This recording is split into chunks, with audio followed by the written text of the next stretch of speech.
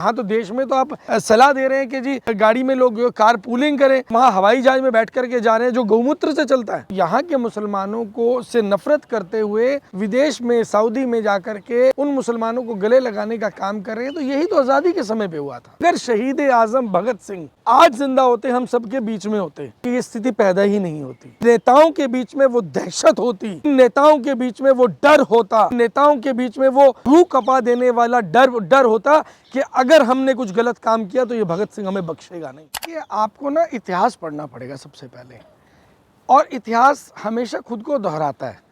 जिनका इतिहास भारत को आज़ाद करवाने के लिए बलिदान देने का रहा होगा ना, वो आज भी देश के लिए बलिदान देंगे, और जिनका इतिहास देश के लिए उस वक्त गद्दारी का रहा होगा वो आज भी गद्दारी करेंगे।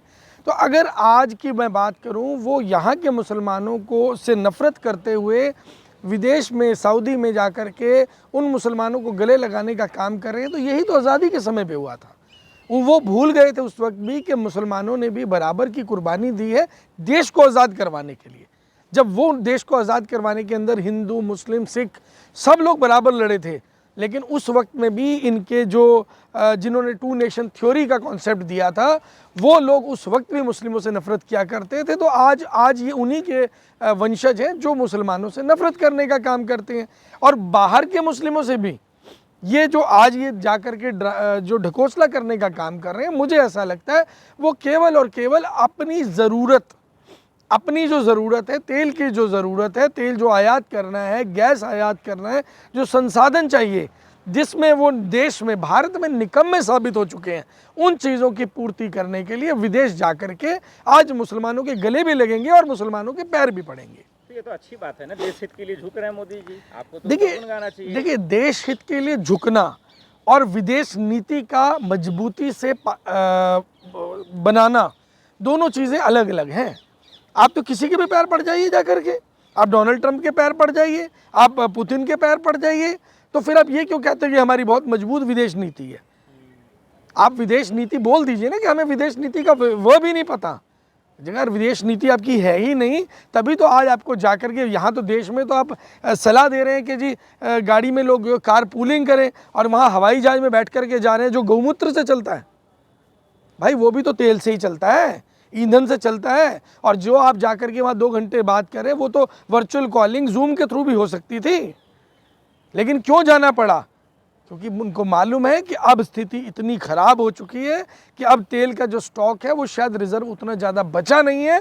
अगर कहीं वो गलती से ख़त्म हो गया, गलती से कहीं गैस ख़त्म हो गई, लोगों के घरों में खाना बनना बंद हो गया, तो उस स्थिति के अंदर सरकार तो जाएगी, लेकिन निजी तौर पर जो देश के जो ये आका बन के बैठ गए हैं, जो लोकतंत्र को राजतंत्र समझ कर बैठ गए हैं, उन लोगों का जनता क्या हश्र करेगी, ये इनको समझ में आ रहा है। आप पेट्रोल गैस का इस्तेमाल कम कर रहे हैं कि नहीं कर रहे हैं? देखिए, जो चीज़ें संभव है वो ही की जा सकती हैं, और ये आज क्यों किया जाए? हमेशा किफ़ायत से करना ही चाहिए।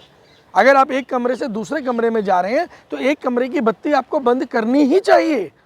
मेरे साथी हैं, आप कभी आएंगे मेरे ऑफिस में, आप उनसे पूछेंगे अगर मैं वहाँ नहीं हूँगा, अगर एक कमरे से दूसरे कमरे में जा रहे हैं तो उनको सबको ये मालूम है कि साहब खुद उठ करके लाइट बंद कर देते हैं। मैं खुद जाके लाइट बंद कर देता हूँ, और ये कोई आज की बात नहीं है, ये तो सिस्टम है।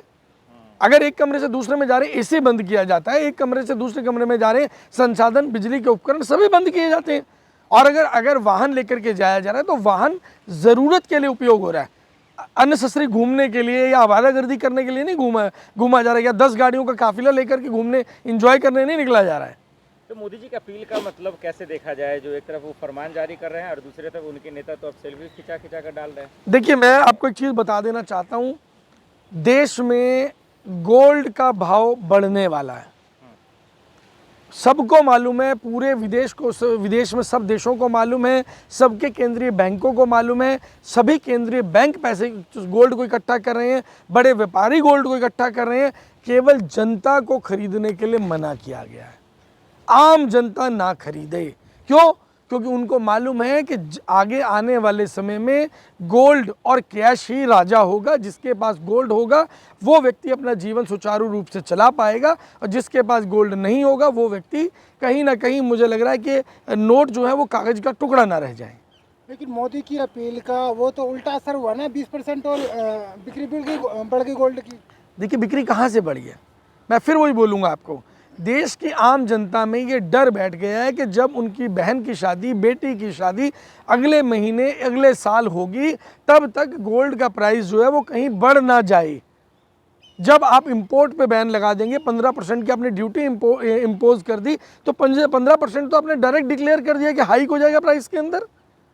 तो जब 15% का हाइक होगा तो लोगों को मालूम है, आज अगर गोल्ड मिल रहा है, कल अगर गोल्ड की शॉर्टेज हो गई, क्योंकि डिमांड एंड सप्लाई का गेम होता है, अगर डिमांड कंटिन्यू रही और सप्लाई शॉर्ट हो गई तो बाय डिफॉल्ट ही गोल्ड का प्राइस जो है वो ऊपर चला जाएगा। विपक्ष पैनिक कर फैला रहा ना। नहीं, विपक्ष तो कौन है, आम जनता है।